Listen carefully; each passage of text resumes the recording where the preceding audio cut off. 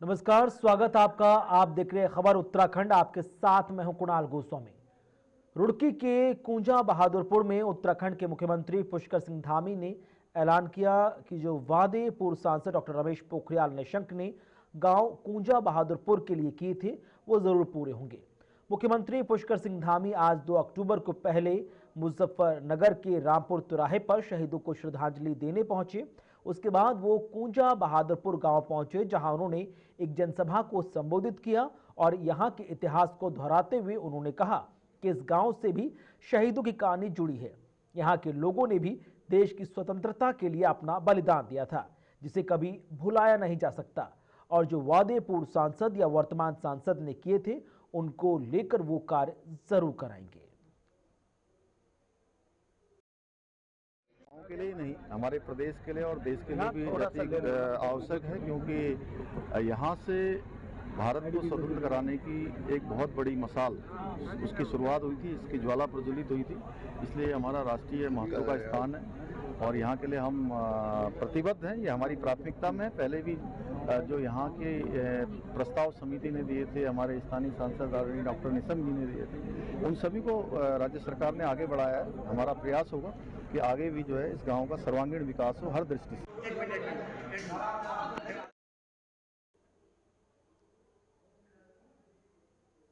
इधर हरियाणा विधानसभा चुनाव में पिछले 3 दिनों में मुख्यमंत्री पुष्कर सिंह धामी के द्वारा 9 जनसभाओं को संबोधित किया गया, जिसको लेकर सीएम धामी ने कहा कि हरियाणा विधानसभा चुनाव में भारतीय जनता पार्टी की पूर्ण बहुमत के साथ सरकार बनने जा रही है। हरियाणा की जनता ने कांग्रेस शासनकाल और बीजेपी के 10 वर्षों के शासनकाल की तुलना कर ली है और जनता को पता है कि डबल इंजन की सरकार से ही विकास कार्य को नए आयाम स्थापित किए जाते हैं। इसलिए हरियाणा की जनता भारतीय जनता पार्टी की सरकार बनाने जा रही है। मैं पिछले 10 वर्षों से आदरणीय प्रधानमंत्री मोदी जी के मार्गदर्शन में चलने वाली डबल इंजन की सरकार है और इस डबल इंजन की सरकार ने हरियाणा में पारदर्शिता लाने का काम किया है, ईमानदारी का शासन आया है, हर किसी को न्याय मिल रहा है और विशेषकर हमारे नौजवान युवाओं को वहाँ पर आज नौकरी बिना किसी पर्चे और खर्चे के मिलती है, बिना किसी भेदभाव के मिलती है।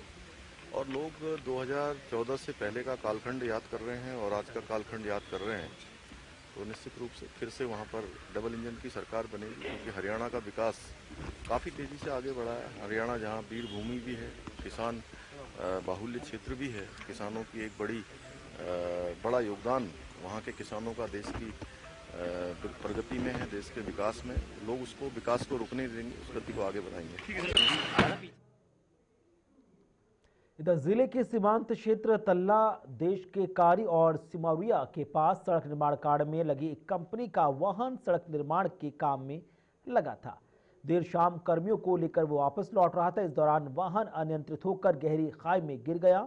जानकारी मिलते ही स्थानीय लोग व तामली थाने की पुलिस, एसडीआरएफ और अन्य लोगों द्वारा राहत व बचाव कार्य कर घायलों को खाई से निकालकर जिला अस्पताल पहुंचाया।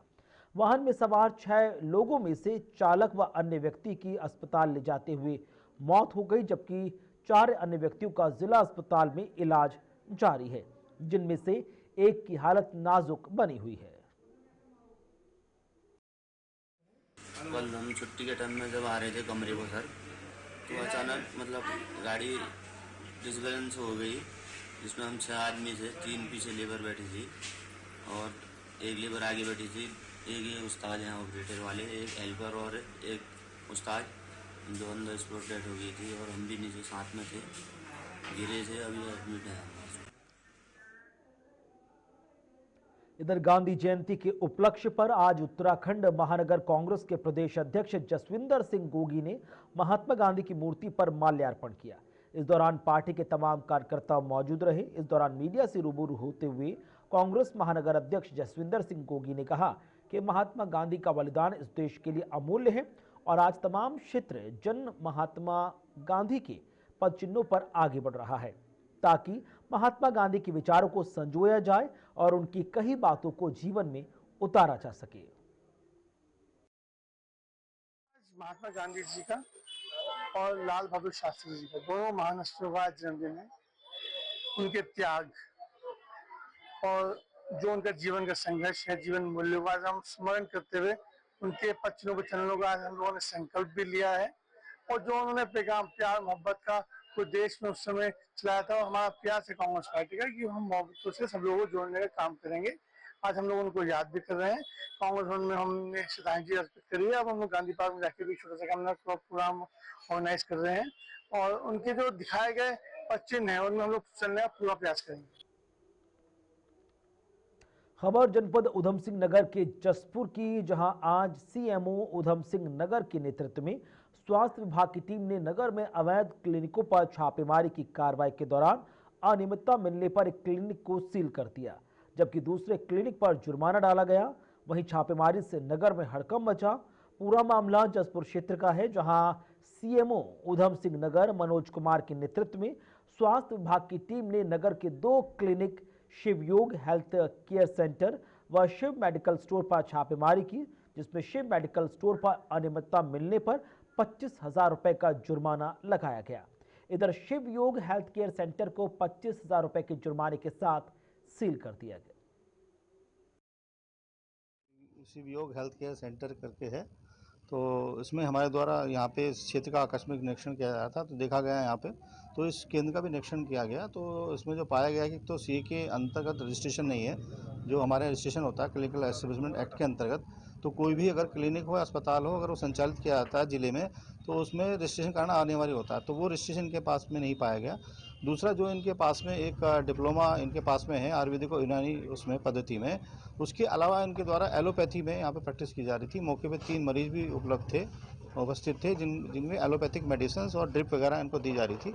तो ये 2 अनियमितताएं पाते हुए जो हमारा एक्ट है 2010 सीए का, उसके अंतर्गत जो है इसमें 25-25 हज़ार की शास्ति दोनों में जो अनियमितताएं थी उसमें करके 50,000 रुपये टोटल शास्ति आरोपित की गई है। और जनहित में क्लिनिक को सील किया गया है और 1 हफ्ते का समय दिया गया है इनको शास्ति जमा कराने के लिए और अपना स्पष्टीकरण प्रस्तुत करने के लिए। ये सही की जाती हैं या नियमानुसार रजिस्ट्रेशन प्राप्त किया जाता है तो सील इनकी फिर खोलने का। देखिए, समय समय पर हमारे द्वारा औचक निरीक्षण भी किया जाता है और कहीं से शिकायत प्राप्त होती है तो उसके क्रम में हमारे द्वारा निरीक्षण किया जाता है। तो कार्रवाई चालू है और आप देखते ही होंगे कि जो भी अनियमितताएं मिलती हैं उसके अनुसार जो है कार्रवाई की जाती है। कोई बहुत ज़्यादा अनियमितता मिलने पर कि मरीज को नुकसान हो सकता है तो सील किया जाता है, अन्यथा शास्ति लगा के नोटिस उसको दिया जाता है अपनी कमियां दूर करने के लिए। हल्द्वानी क्षेत्र के अंतर्गत बेल बाबा मंदिर के पास एक हथनी को आज हरियाणा रोडवेज की बस ने टक्कर मार दी, जिसके बाद वो गंभीर रूप से चोटिल हो गई। चोटिल हथनी को देखकर सड़क पर हाथियों का झुंड इकट्ठा हुआ। इस तरह के हादसे न केवल वन जीवों के लिए खतरनाक है बल्कि मानव जीवन संघर्ष को बढ़ाते हैं। वन अधिकारी व डॉक्टर्स की टीम मौके पर पहुंची और स्थिति का जायजा लिया। उम्मीद है कि हथनी की देखभाल के लिए जल्दी उचित कदम उठाए जाएंगे। पूरा मामला तराई केंद्रीय वन विभाग का है, जहां डीएफओ यूसी तिवारी ने कहा कि हथनी को हरियाणा रोडवेज की बस ने टक्कर मारी। सुबह के समय ये पूरा झुंड सड़क पार कर रहा था, जिस दौरान यह हादसा पेश आया। आज सवेरे हल्द्वानी की तरफ से हरियाणा रोडवेज की एक बस आ रही थी और जो ड्राइवर ने बताया है उसके हिसाब से जब वो ये बैरियर से आगे बढ़े हैं तो उन्होंने 3 हाथियों को रोड क्रॉस करते हुए देखा। क्योंकि हाथी रोड क्रॉस कर चुके थे तो उनको लगा कि शायद अब हाथी चले गए, तो उन्होंने स्पीड कम नहीं करी। उधर से चौथा हाथी आया जिसको उन्होंने इंस्पेक्ट किया और उसको चोट कर गई। अभी देखने से लगता है कि हाथी को कोई गंभीर इंजरी हुई है क्योंकि वो उठ नहीं पा रहा है और घटना स्थल में पास में यहाँ पर वो लेटा हुआ। बताया जा रहा गर्भवती है आदमी। इस विषय में कोई कमेंट नहीं कर सकता, डॉक्टर ने बताया।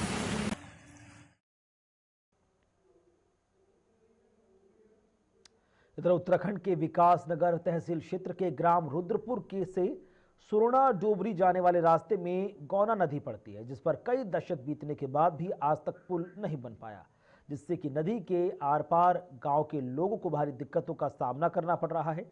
कई बार तो कई लोग दुर्घटना में अपनी जान भी गंवा चुके हैं। वहीं रुद्रपुर ग्राम के लोगों ने कहा कि उनकी यहाँ बिजली और पानी की भी समस्या है और पानी बिजली समय पर उन्हें नहीं मिलता। रुद्रपुर गांव के लोगों को काफी दिक्कतों का इस दौरान सामना करना पड़ता है। कुछ लोगों ने कहा कि उनके द्वारा क्षेत्रीय विधायक से शिकायत की गई, लेकिन आज तक समस्या का समाधान नहीं हुआ।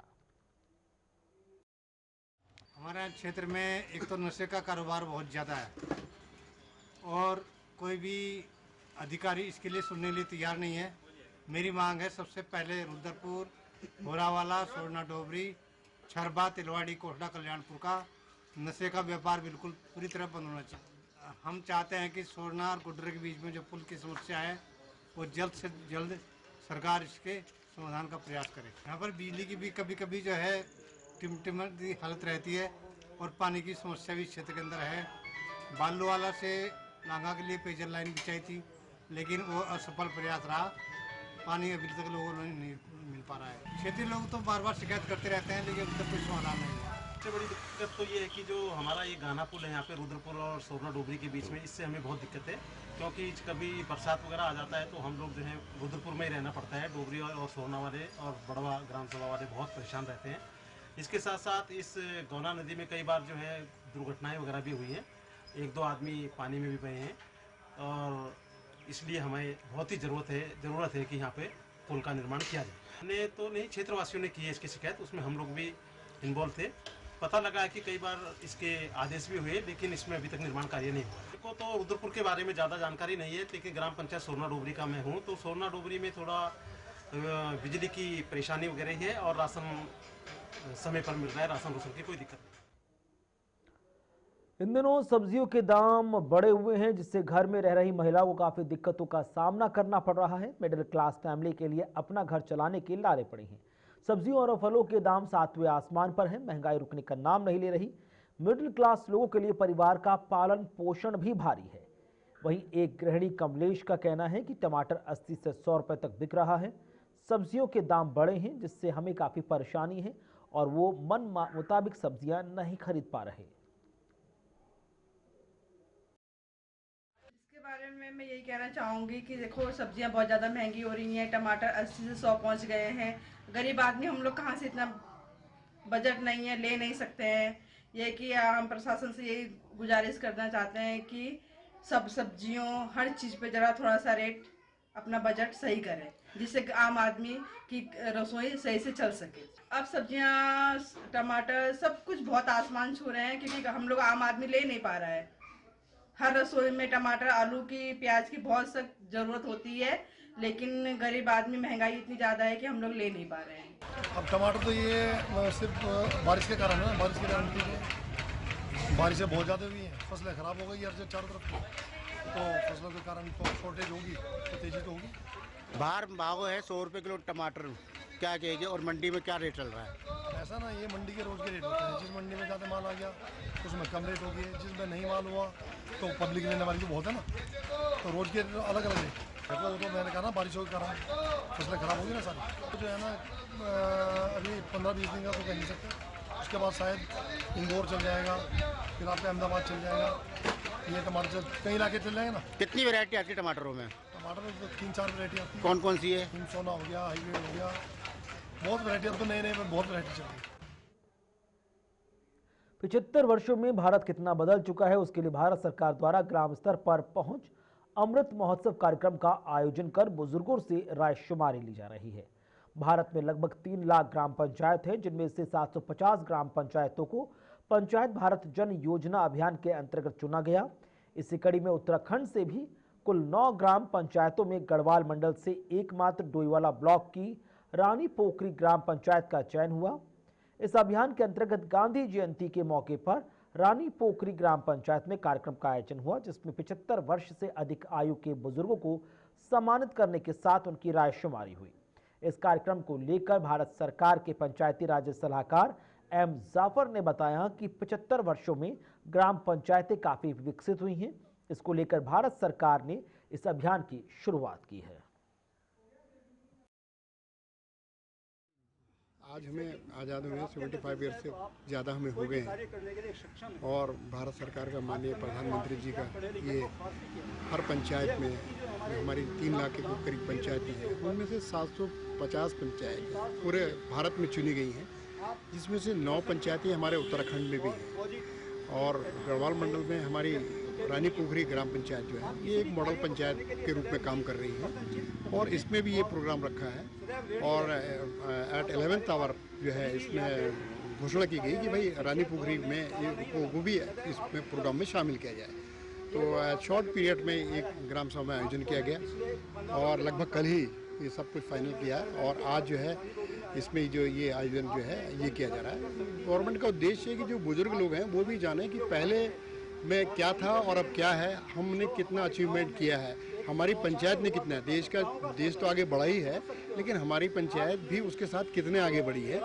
ये उसी के क्रम में इनको सम्मानित भी किया गया है और इन लोगों के अपने ओन जो विचार हैं, अपने क्या पहले देखा था अब क्या हो रहा या आगे क्या अब और होना चाहिए, ये उस विषय में अपनी जानकारी भी हमारे जो है 75वां वर्ष अमृत महोत्सव मनाया जा रहा है। उसमें हमारा एक पंचायत को कहा था कि आज विशेष ग्राम सभा का एक चयन हुआ है और उसमें माननीय प्रधानमंत्री जी का सपना था कि हम 75 वर्ष के जो बुजुर्ग हैं उन लोगों को सम्मान करें पंचायत की तरफ से। तो आज हम लोगों ने वो किया और आज हमने एक आम बैठक रखी है, खुली बैठक थी जिसमें हम लोगों ने लोगों को बुला के लोगों की पंचायत के को और आगे बढ़ाएं, पंचायत का विकास कैसे हो, पंचायत की क्या समस्याएं हैं, सब चीज़ के बारे में चर्चा करी। इन चीज़ों को हम लोगों ने आज रखा।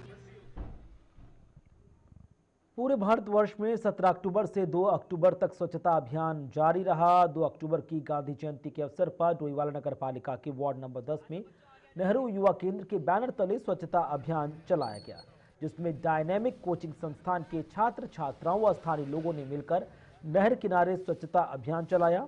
सभासद ईश्वर रौथान ने भी सभी को स्वच्छता की शपथ दिलाई। इस मौके पर उन्होंने कहा कि जिस प्रकार हम अपने घर को साफ रखते हैं उसी प्रकार हम सबको अपने आसपास भी सफाई रखनी चाहिए, क्योंकि गंदगी से बीमारियां पैदा होती हैं। उन्होंने कहा कि पीएम मोदी का लक्ष्य है कि हमारे देश का कोना कोना साफ सुथरा रहे।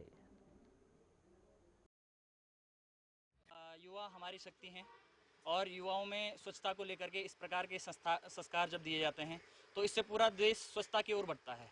मानसिक, शारीरिक और प्राकृतिक स्वच्छता हम लोगों के लिए, युवाओं के लिए और देश के लिए आगे बढ़ने के एक अच्छा वातावरण पैदा करता है। तो मैं ये संदेश देना चाहूँगा, जैसे आज डायनेमिक्स कोचिंग संस्थान के छात्रों ने युवा शक्ति का परिचय दिया है और 2 अक्टूबर के इस उपलक्ष्य पर भान्यावाला में स्वच्छता कार्यक्रम चलाया है।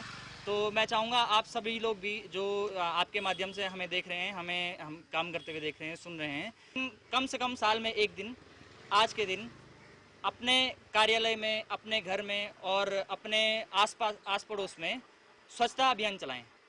मोदी जी का भी और धामी जी का भी ये कहना है कि हम जब स्वच्छता की ओर जागरूक रहेंगे तभी हम अपने आसपास काम करने का और अपने विकास के लिए एक अच्छा वातावरण पैदा कर पाएंगे। जैसे कि अभी हमारी युवा जो टीम है ये सफाई को लेकर बहुत जागरूक है और हमारे देश के प्रधानमंत्री नरेंद्र मोदी जी भी चाहते हैं कि जगह जगह स्वच्छता का अभियान चलाया जाए। जैसे हम अपने घर को स्वच्छ रखते हैं, इसी तरह हमें अड़ोस पड़ोस पूरे देश को स्वच्छ बनाना है।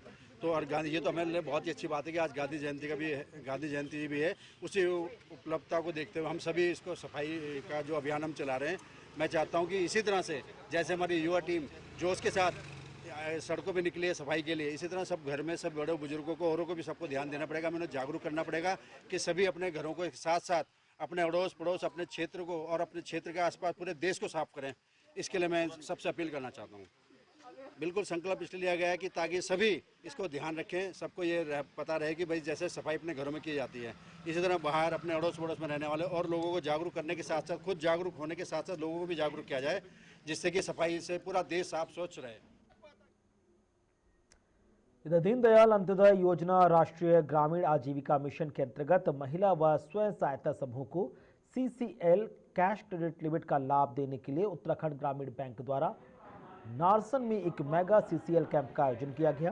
कैंप में नारसन विकासखंड के 21 स्वयं सहायता समूहों की CCL स्वीकृति मिली, जिसमें 21 समूह के पदाधिकारियों और सदस्यों द्वारा प्रतिभाग किया गया।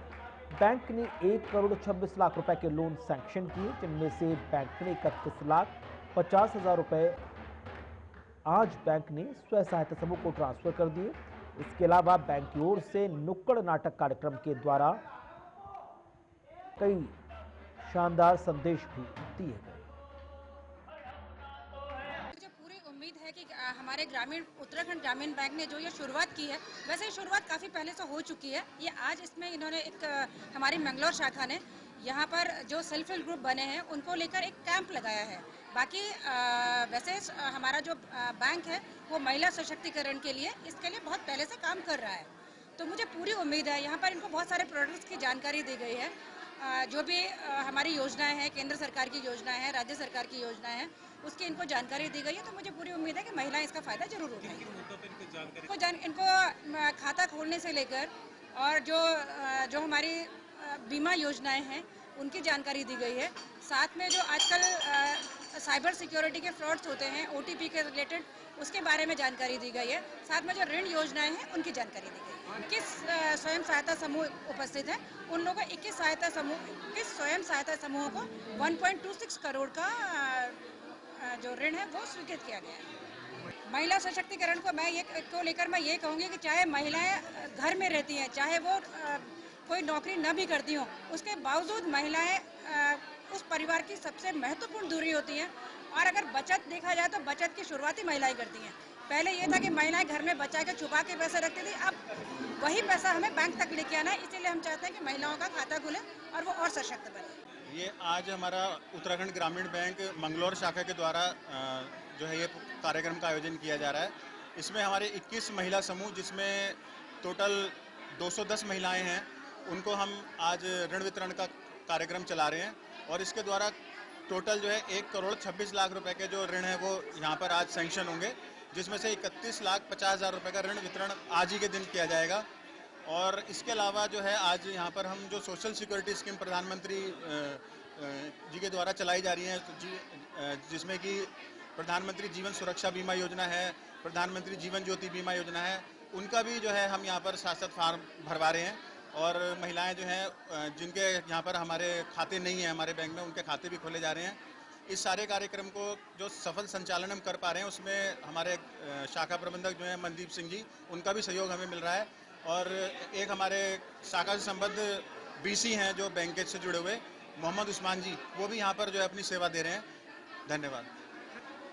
देखिए, हम यही कहना चाहेंगे आपके माध्यम से कि जो भी मतलब महिलाएं, चाहे वो किसी समूह से जुड़ी हैं या नहीं जुड़ी हैं, वो। अगली खबर विकासनगर से, जहां वरिष्ठ पुलिस अधीक्षक देहरादून के द्वारा सभी थाना चौकियों में 2 पहिया वाहन चलाने वालों के लिए चेकिंग अभियान के आदेश जारी किए हुए हैं। इसी क्रम में विकासनगर, हरबतपुर, कालसी सभी जगह 2 व्हीलर वाहनों का चेकिंग किया जा रहा है।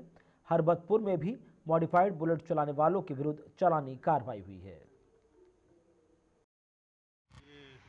वरिष्ठ पुलिस अधीक्षक महोदय के आदेशानुसार आज सभी सर्किल्स में और सभी थानों पर ये वाहनों की चेकिंग की कार्रवाई चल रही है, जिनमें मुख्य रूप से जो मॉडिफाइड साइलेंसर हैं, प्रेशर हॉर्न्स हैं, ट्रिपल सवारी हैं, इनको लेकर कार्रवाई चल रही है।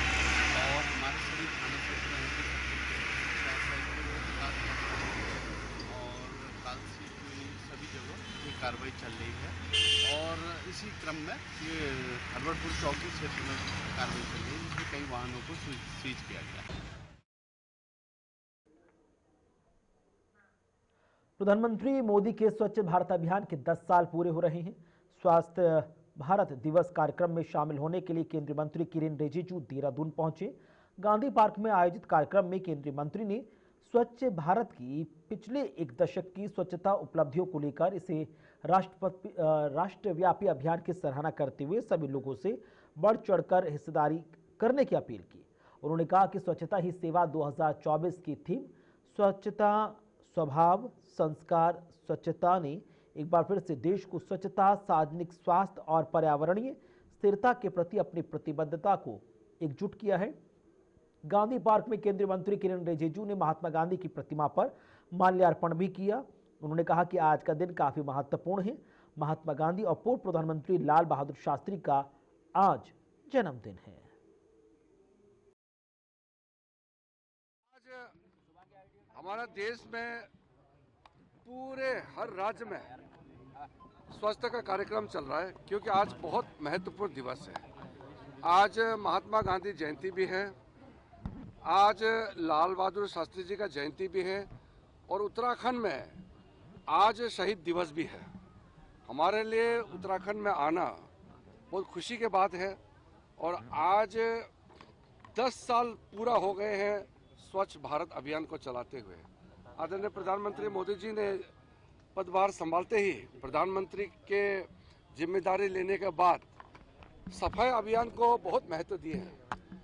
स्वच्छता का अभियान पूरा देश भर में आंदोलन के रूप में पकड़ चुके हैं। मैं तो उत्तराखंड में देखा हूँ कि गांव-गांव पहाड़ों में भी स्वच्छता का सबको महसूस हो रहा है कि बहुत ज़रूरी है। और उत्तराखंड तो मेरे लिए बहुत दिल से करीब है। मैं भी पहाड़ी हूँ और यहाँ पहाड़ी इलाकों में आने से दिल से हम जुड़ते हैं।